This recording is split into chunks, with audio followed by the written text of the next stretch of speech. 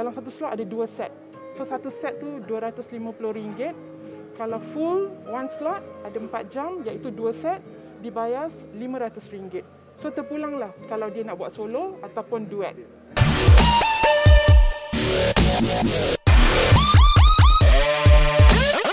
Kita cari jawapannya dalam kapsul hiburan BHTV Uppercase. Assalamualaikum warahmatullahi wabarakatuh dan salam sejahtera diucapkan kepada penonton kapsul hiburan BHTV Uppercase. Bersama dengan saya Farihat Syalam Mahmud atau Bobo. Dan saya sekarang berada di Pusat Pemberian Vaksin Kuala Lumpur Convention Centre. Di belakang saya sedang berlangsung acara persembahan pemuzik iringan yang akan menghiburkan mereka yang akan mengambil vaksin dan juga petugas barisan hadapan.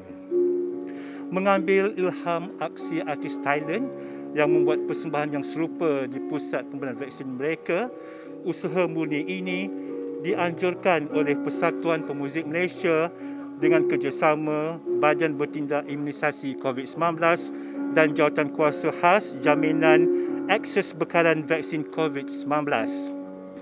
Kita bersama dengan penganjur dan juga pemuzik undangan untuk mendapatkan penerangan mereka berhubung aktiviti seni ini. Sebagai orang bertanggungjawab menjaga kebajikan pemuzik Malaysia, mungkin apa agaknya kata orang keluhan yang diterima oleh persatuan mengenai nasib mereka ketika pandemik ini? Well,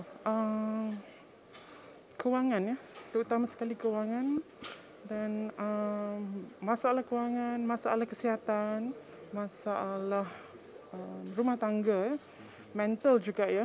Jadi banyak benda yang mereka lalui. Ada yang juga yang tidak mempunyai wang untuk membeli susu anak atau lampin anak ya. Sehingga tidak ada cukup wang untuk membeli makanan juga.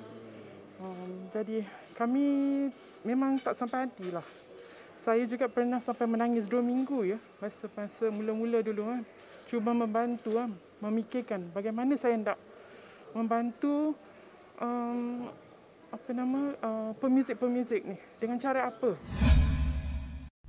Mungkin berapa ramai agaknya pemuzik yang terpilih untuk menjayakan projek ni? Untuk pilot project selama 2 minggu ini, kami mempunyai dalam lebih kurang 42 orang yang telah dipilih. Berdasarkan kepada pemilihan ini, mereka terpaksa memohon melalui, kita ada keluarkan permohonan, tapi bukan semua pemuzik yang diberi pilihan untuk diberi peluang untuk mengadakan persembahan.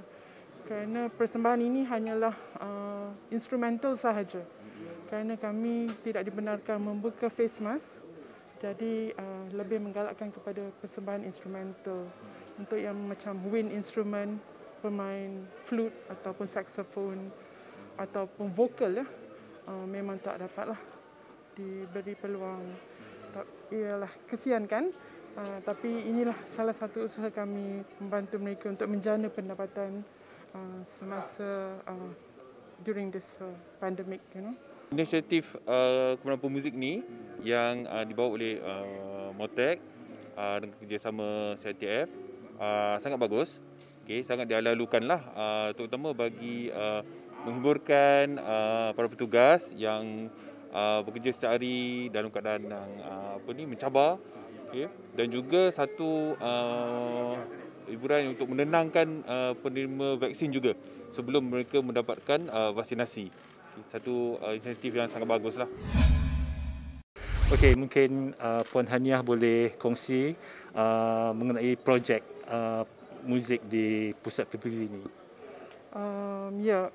Kami Persatuan Pemuzik Malaysia memang dah lama cuba membantu para pemuzik tempatan kerana mereka telah kehilangan pekerjaan sejak bulan Mac tahun 2020.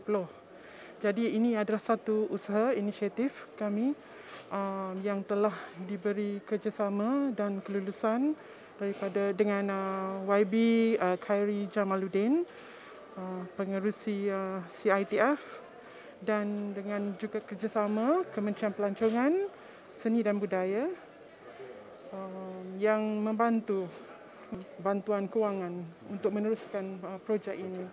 Alhamdulillah, saya rasa dalam setahun lebih ni kita dah cuba usaha untuk dapatkan satu. Jadi saya rasa perubahan ni agak berbeza because sebagai seorang pemuzik ataupun artis ataupun orang yang berkarya, this is like a reformat. Dia macam reboot. So everything is just reboot, everything is just new. So you say a popular singer still have to go to in front of the camera at home. So dia punya norma-norma yang agak berbeza lah. Jadi untuk starting point yang macam ni, saya rasa alhamdulillah bagus untuk kita supaya kita boleh move on lebih. So harap-harap banyak lagi musisi-musisi yang kat luar sana yang boleh melibatkan diri dalam PPV. This is, I think akan jadi pada seluruh Malaysia mungkin. So banyaklah tempat nak dijanakan muzik ni.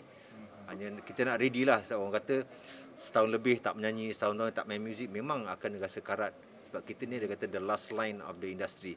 Saya rasa sebagai pemuzik ni cara nak survive ialah kita pun bukannya orang kata ada savings yang gila-gila banyak.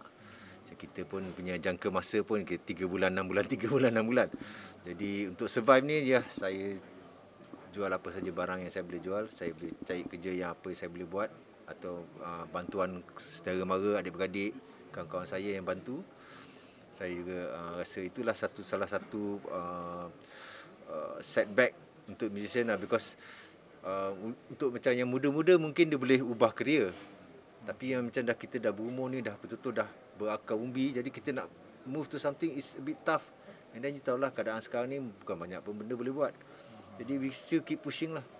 Keep pushing nanti kita dapat satu lah.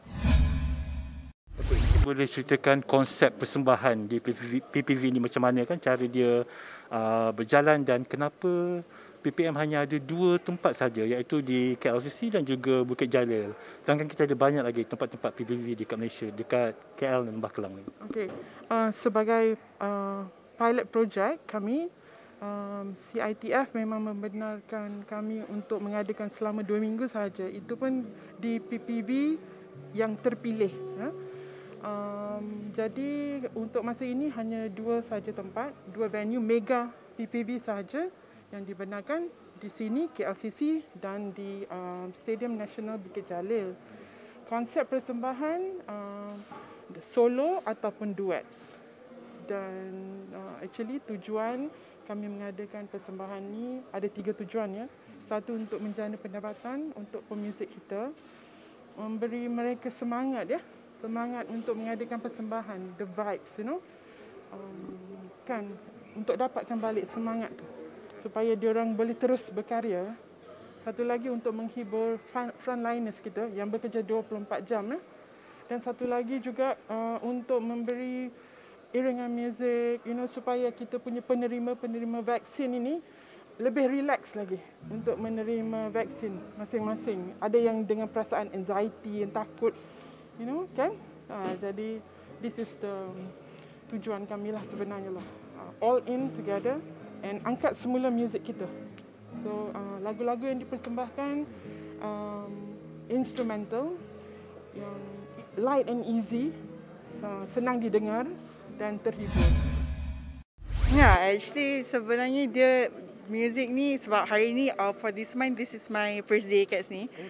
So I datang tadi sebab usually it's always music on the radio kan. So hari ni datang macam I tanya diorang, mana datang music ni? So it's very soothing actually. So bila and then I tengok diorang main dekat atas tu kan. So meanwhile macam at the same time yang kalau vaccines datang tunggu ramai menunggu apa tu? Menunggu giliran. Sama-sama diorang boleh tengok live apa semua, and I watch it juga tadi. Dari segi mungkin bayaran pula macam mana agaknya, macam dari segi bayaran yang diterima oleh pemuzik-pemuzik ni.